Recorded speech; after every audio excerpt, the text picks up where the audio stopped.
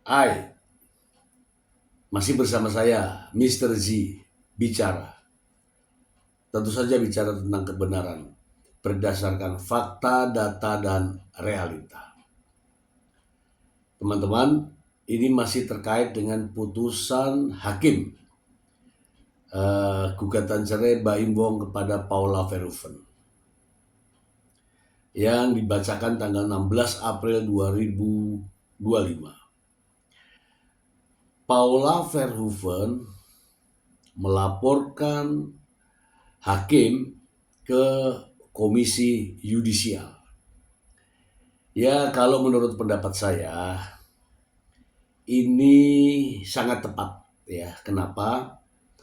Adanya perilaku ya, kode etik hakim dalam mengambil keputusan. Sebelumnya mari kita simak terlebih dahulu pernyataan Paula Verhoeven ketika ada di komisi yudisial berikut ini.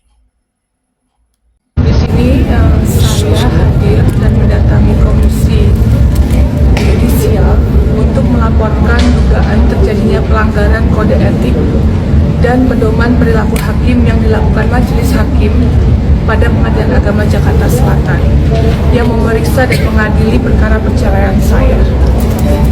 Dan di sini saya akan menyampaikan beberapa poin.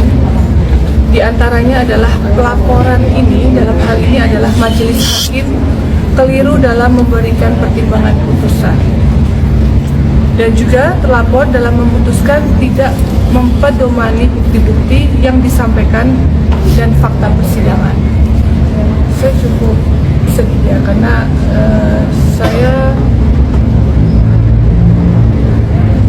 menurut saya ini fitnah ini sudah terlalu jauh ya, sudah terlalu jauh. Dan di sini saya punya 2 anak laki-laki.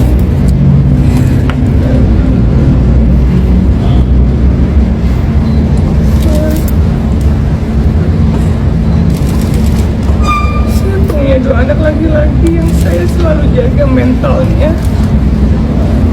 Mereka akan tumbuh besar melihat pemberitaan ini yang cukup masif.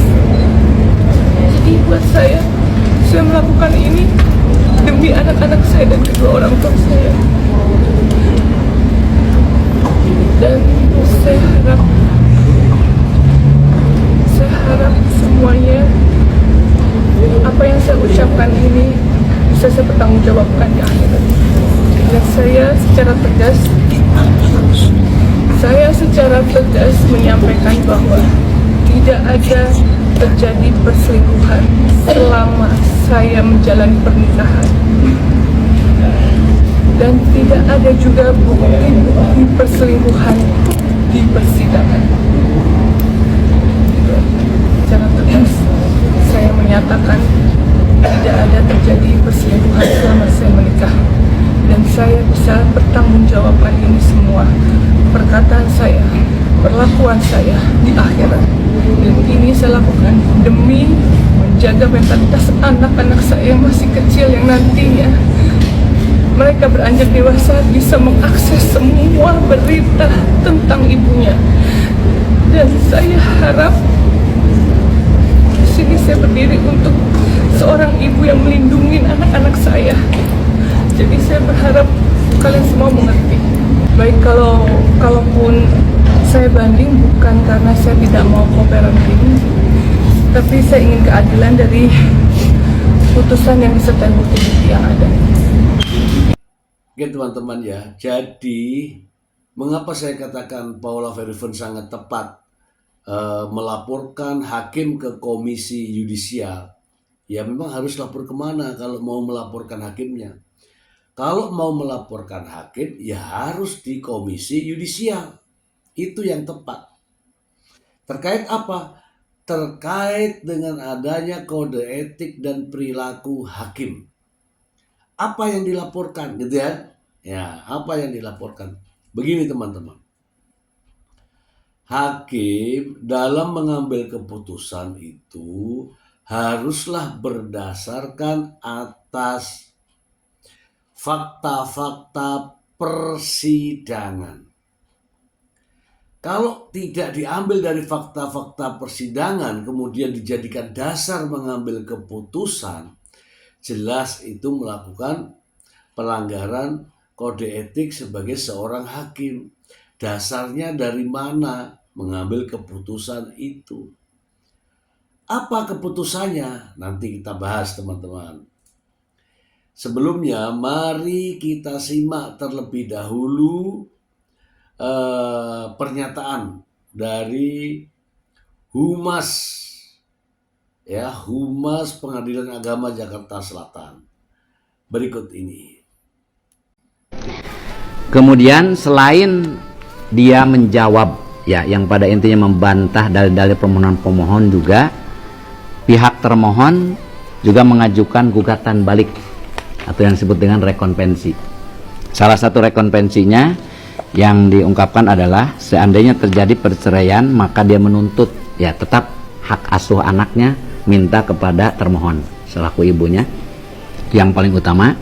Kemudian yang kedua, dia menuntut nafkah madiah. Jadi karena selama berpisah 1 April sampai dia terhitung 1 April sampai September sekitar 8 bulan, ya dia menuntut nafkah setiap bulannya 100 juta, berarti total 800 juta. Kemudian dia menuntut mut'ah, sebagai istri yang akan diceraikan adalah berupa uang sejumlah 3 miliar.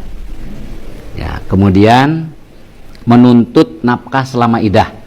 Jadi kan ada masa idah 3 bulan, dia menuntut nafkah idahnya 200 juta sebulan, berarti totalnya 600 juta ya.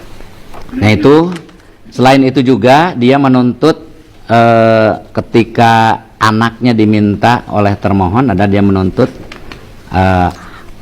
nafkah anaknya gitu ya, untuk nafkah anak. Jadi untuk 2 orang anaknya itu sejumlah 80 juta ya setiap bulannya. Selain itu juga nafkah-nafkah seperti biaya pendidikan, kemudian biaya sehari-hari, bahkan juga dia menuntut kalau contohnya nanti mobil yang dipakai oleh anaknya itu rusak, perbaikan, tapi tidak menentukan berapa jumlahnya, termasuk perbaikan rumah. Nah, jadi selain dia menjawab, juga menuntut, itu salah satu tuntutannya. Kemudian majelis hakim semua sudah mempertimbangkan, dan dalam proses persidangan ternyata dalil-dalil yang disampaikan oleh pemohon tentang adanya perselisihan dan pertengkaran dalam rumah tangga pemohon dan termohon itu dinyatakan oleh majelis hakim terbukti. Maka dengan demikian gugatannya atau permohonan pemohon itu dikabulkan. Ya. Berkaitan dengan tentang adanya pihak ketiga. Ya. Juga di dalam persidangan majelis hakim juga menyatakan itu terbukti. Sehingga dengan adanya pihak ketiga yang kita tahu di media, kami tidak bisa menyebutkan nama aslinya karena ini kan perkara belum inkrah ya. Jadi yang inisial NS itu majelis hakim menyatakan itu terbukti, sehingga dengan terbuktinya adanya pihak ketiga dalam rumah tangga pemohon dan termohon, dalam hal ini antara termohon dengan pihak ketiga tersebut, maka pihak termohon dinyatakan sebagai istri yang nusuz. Istri nusuz itu artinya istri yang durhaka kepada suami.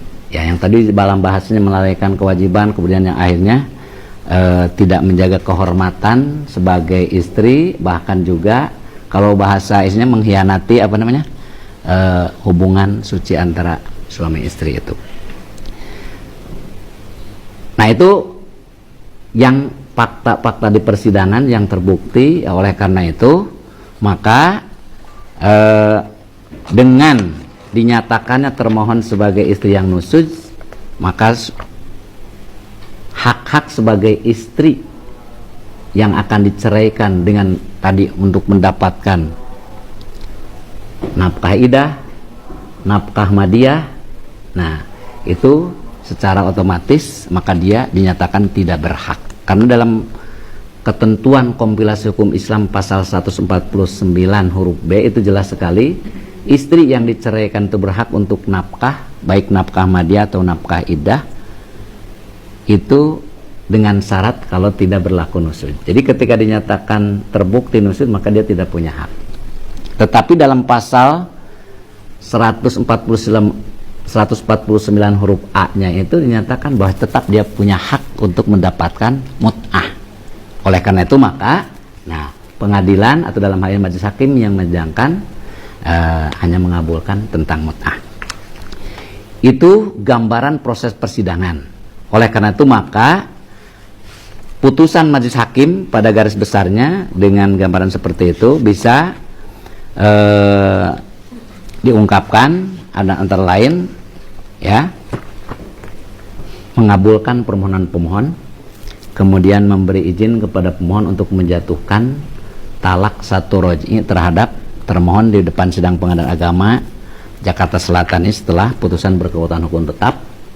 Kemudian berkaitan dengan nafkah, berkaitan dengan hak asuh anak, majelis hakim menentukan bahwa karena dalam proses persidangan ini telah diupayakan berkali-kali baik oleh majelis hakim maupun oleh mediator tentang hak asuh anak itu, ternyata ada kecenderungan antara pemohon dengan termohon itu untuk mengasuh anak secara bersama-sama. Oke ya, teman-teman sudah menyimak ya. Di sini ada pernyataan ya yang datangnya dari Humas Pengadilan Agama Jakarta Selatan menjelaskan bahwa adanya perselisihan ya sehingga mengambil keputusan untuk bercerai. Itu satu. Apakah dalilnya memang adanya perselisihan? Dalil pertama gugatan itu apakah ada perselisihan? Ya, itu yang pertama. Yang kedua, tadi dijelaskan bahwa adanya perselingkuhan, adanya orang ketiga yang sering kita dengar namanya di medsos, media sosial.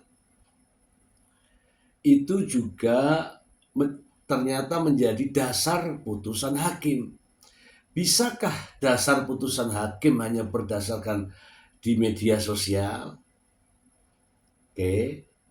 Nah, ini persoalannya adalah persoalan perselingkuhan. Teman-teman ya.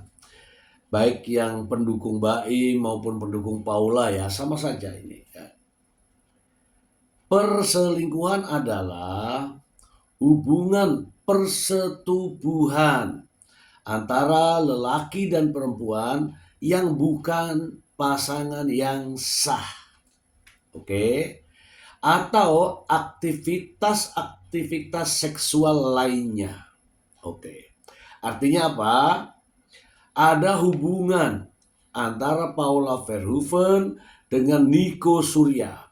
Dan hubungannya harus hubungan seksual atau hubungan aktivitas seksual lainnya, misalnya berciuman, peluk-pelukan dan sebagainya. Itu makna daripada perselingkuhan. Oke, hakim tadi menyatakan bahwa itu terbukti. Oke ya teman-teman ya, terbukti adanya pihak ketiga. Dasarnya dari mana? Kata Humas tadi, ini kan belum ingkrah, jadi sebut namanya yang rame di media sosial. Artinya mendapatkan dari media sosial. Oke, kalau benar terbukti, saya bertanya, kami semua bertanya, mungkin masyarakat juga bertanya. Kalau terbukti melakukan perselingkuhan, artinya terjadi persetubuhan. Pertanyaan berikutnya, kapan? Iya kan? Harus jelas juga waktunya, kapan. Kemudian jelas juga tempatnya, di mana. Itu yang disesalkan oleh Paula Verhoeven. Sementara dalam proses persidangan, fakta-fakta dalam persidangan, Paula Verhoeven tadi juga sudah dinyatakan, Paula membantah dalil-dalil itu. Namun nyatanya bantahan Paula Verhoeven tidak dijadikan sebagai pertimbangan. Inilah yang dituntut oleh Paula Verhoeven kala melaporkan ke Komisi Yudisial. Oke teman-teman, bisa saja hakim tidak perlu mendengarkan keterangan dari Niko Surya. Bisa saja. Tetapi harus ya ada penjelasan minimal Niko Surya ini diproses di mana. Artinya laporan ke polisi terkait dengan adanya perselingkuhan, sehingga hakim hanya mempelajari berkas-berkas yang ada atau fakta-fakta yang ada dari pihak kepolisian. Dasar inilah sehingga hakim bisa mengambil keputusan. Tapi kalau dasarnya dari medsos, ya kan, kemudian dari saksi-saksi yang tidak tahu kapan, di mana, ya kan, harus ada tempat, harus ada waktu perselingkuhan itu terjadi. Kalau tidak ada, kemudian dijadikan dasar sebagai terbukti, maka itu pelanggaran. Ya benar, Paula Verhoeven melapor ke Komisi Yudisial. Oke teman-teman, sebelumnya mari kita simak pernyataan Paula Verhoeven ketika dirinya dituduh selingkuh. Ingat, Paula Verhoeven juga membantah semua dalil terkait dengan adanya perselingkuhan. Berikut ini, simak yuk. Assalamualaikum warahmatullahi wabarakatuh. Bismillahirrahmanirrahim. Mohon maaf atas kegaduhan tentang berita rumah tangga saya. Dalam kesempatan ini, izinkan saya untuk meluruskan dengan segala keterbatasan saya. Narasi perselingkuhan yang menjadi pemberitaan belakangan ini akan menjadi jejak digital bagi anak-anak kami di kemudian hari. Selama masa pernikahan sebagai istri, saya sangat paham. Saya mempunyai banyak kekurangan.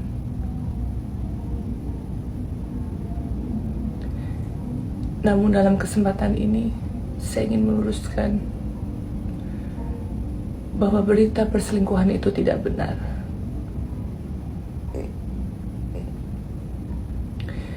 Saya percaya Allah Maha mengetahui apa yang saya lakukan dan yang tidak saya lakukan. Karena semua perbuatan saya di dunia ini harus dipertanggungjawabkan di akhirat kelak.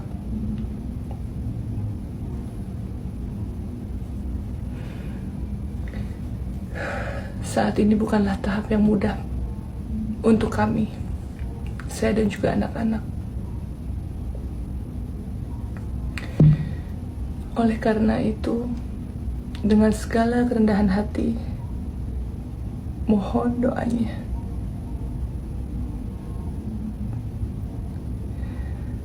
Dan untuk anak-anakku, Kiano dan Kenzo, permata hati Mama. Maafkan Mama dan Papa ya nak. Bismillah. Semoga Allah memberikan kemudahan dan menjaga kita semua. Mama Papa selalu sayang kalian.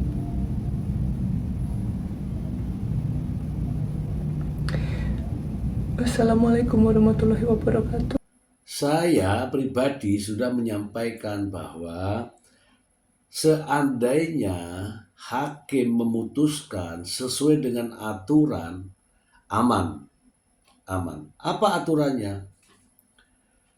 Begini, kompilasi hukum Islam dipegang betul itu.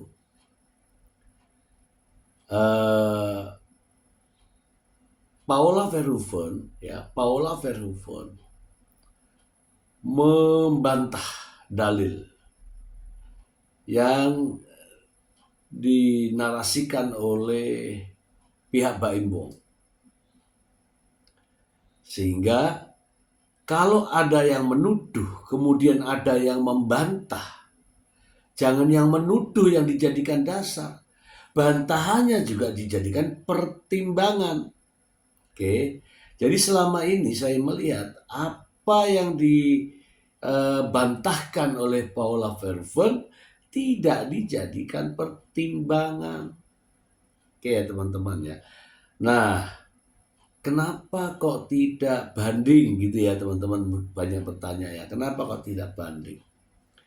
Begini teman-teman, banding itu juga memperpanjang persoalan sebenarnya. Dan Baim Wong juga sudah mewanti-wanti. Ya mau atau tidak, tapi ini ada wanti-wanti Baim Wong yang saya rasa lucu ya teman-teman ya. Ketika Baim Wong mengungkapkan ini, kenapa tidak dari awal? Yaitu Baim Wong menyatakan sudahlah persoalan ini, kemudian tidak usah lagi ada banding, nggak usah lagi ada tindak lanjut terkait dengan ini, nanti hak asuh akan saya berikan kepada Paula Verhoeven. Itu pernyataan dari Baim Wong. Mari kita simak teman-teman. Jangan menyalahkan saya lagi atau nggak Paula lagi. Sudah, kasihan anak-anak saya nanti kalau misalkan udah besar, takutnya dia bisa membaca apapun itu yang beritanya ya. Itu aja sih, itu aja. Ada yang mau sampein nggak Mas Aman itu kan 1 tahun nggak muncul, ada yang mau sampein nggak akhirnya? Saya pokoknya apapun itu, saya ini laki-laki. Saya ini laki-laki beneran. Ada yang harus saya luruskan sebagai pemimpin keluarga. Itu aja. Ada yang harus saya buktikan. Kalau memang salah, saya harus membuktikan. Bukan dengan cara yang aneh, dengan cara yang benar. Dan ketika pembuktian itu udah ada, apalagi mudah-mudahan hasilnya memang sesuai dengan apa yang saya harapkan. Kalau memang sesuai yang saya harapkan, saya bilang di depan kalian semua, saya juga akan memberikan hak asuh anak ini kepada Paula. Ada yang mau Jadi sampein? nggak usah apapun itu, nggak usah ada naik banding segala, sama dengan saya ya.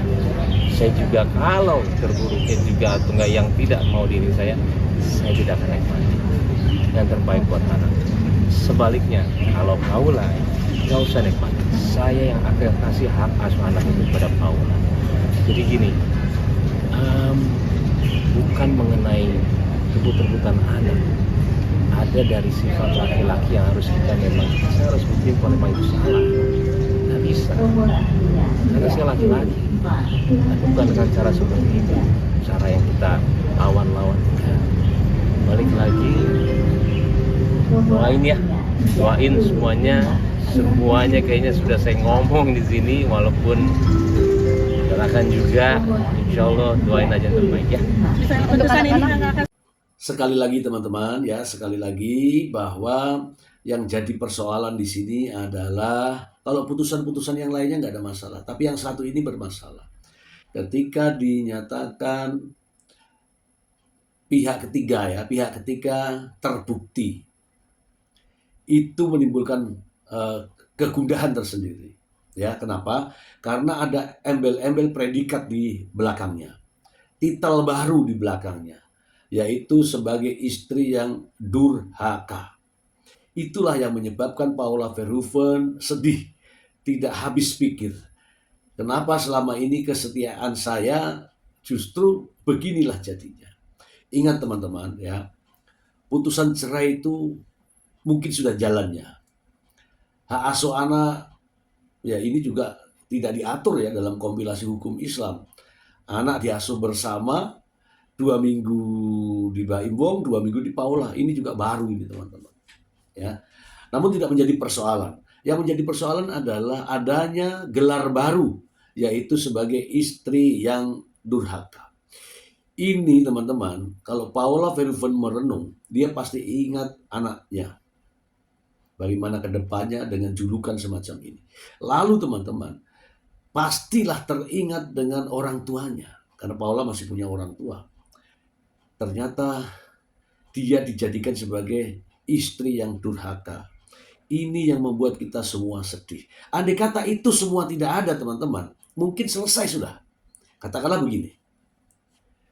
Berdasarkan fakta-fakta yang ada, terjadi adanya persoalan, perselisihan yang berlarut-larut sehingga hakim menyetujui untuk perceraian keduanya. Satu. Terkait dengan hak asuh anak, hakim memutuskan untuk diasuh bersama atau joint custody. Mungkin putusannya sudah selesai sampai di situ. Tidak berpikir masalah beban berikutnya. Ada embel-embel istri durhaka dan macam-macam. Inilah yang menjadi beban daripada Paula Verhoeven. Ingat itu tadi ya teman-teman ya. Perselingkuhan terbukti. Perselingkuhan itu adalah hubungan seksual. Hubungan persetubuhan antara laki-laki dan perempuan, antara Paula Verhoeven dan Nico Surya. Apakah terjadi hubungan persetubuhan antara keduanya? Kalau terjadi, siapa yang tahu? Siapa yang lihat? Harus ada saksinya. Ya enggak? Yang berikutnya, kapan kejadiannya? Kapan saja kejadiannya? Mungkin berkali-kali. Ya silakan disebutkan waktunya, tanggal sekian, tanggal sekian, tanggal sekian. Kemudian di mana tempatnya? Di hotel ini, di hotel ini, di hotel ini, di hotel ini. Itu baru pembuktian yang jelas. Tetapi kalau itu semua hanya berdasarkan asumsi atau pendapat pihak penggugat, kemudian tidak diberikan kesempatan terhadap tergugat memberikan tanggapan atau bantahan, maka itu tidak adil teman-teman. Ya, tidak adil. Artinya bantahan dari Paula Verhoeven tidak dijadikan sebagai bahan pertimbangan. Oke ya teman-teman ya, sidang berlangsung begitu lama. Kasus yang remeh-temeh ya, kaitannya dengan perselingkuhan, gugatan cerai, remeh-temeh. Kalaulah perselingkuhan itu terbukti, itu dari awal itu sudah putus teman-teman. Karena tidak cukup bukti sehingga panjang, muncul lagi kata dalil baru dengan adanya trauma anak. Bahkan trauma anak tidak dibahas. Nah, inilah yang membuat Paula Verhoeven sedih dan kecewa dengan adanya tanggapannya, penolakannya terhadap dalil itu tidak dijadikan pertimbangan. Saya tidak begitu paham ya, apakah ada dasar gugatan cerai Baimbong adanya perselisihan yang berlarut-larut, kemudian perselingkuhan ya. Karena apa? Sebagaimana dijelaskan oleh Humas tadi, adanya perselisihan yang berlarut-larut.